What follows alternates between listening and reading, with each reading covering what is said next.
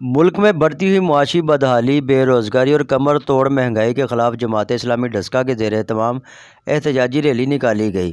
Rally کی قیادت ضلعی صدر الخدمت فاؤنڈیشن محمد انور مغل ایڈوکیٹ، امیر جماعت اسلامی زون 43 عامر صدیق چیمہ ایڈوکیٹ، امیدوار برائے MP PP 43 چودھری محمد اشرف ڈھیلو، صدر جماعت اسلامی یوتھ زون 43 عبداللہ منج و دیگر نے کی۔ انہوں نے شرکاء سے خطاب کرتے ہوئے کہا کہ عوام کے چولہے عملاً ٹھنڈے ہو چکے ہیں۔ حکمران عوام سے کیے وعدے پورے کریں، اپنی عیاشیاں ختم کریں اور عوام کو ریلیف فراہم کریں۔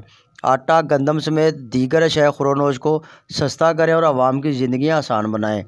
ریلی فاروقیہ مسجد سے شروع ہو کر نسبت روڈ، میلاد چوک، کچہری روڈ سے ہوتی ہوئی اسسٹنٹ کمشنر ڈسکا آفس کے سامنے اختتام پذیر ہوئی۔ شرکاء نے پارٹی پرچم، پلے کارڈ اور بینرز اٹھا رکھے تھے جن پر حکومت مخالف نعرے درج تھے۔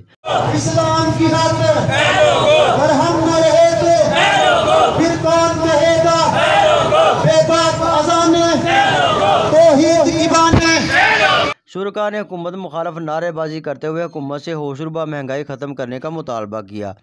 ریلی کے اختتام پر ملکی سلامتی و استحکام کے لیے دعا کی گئی۔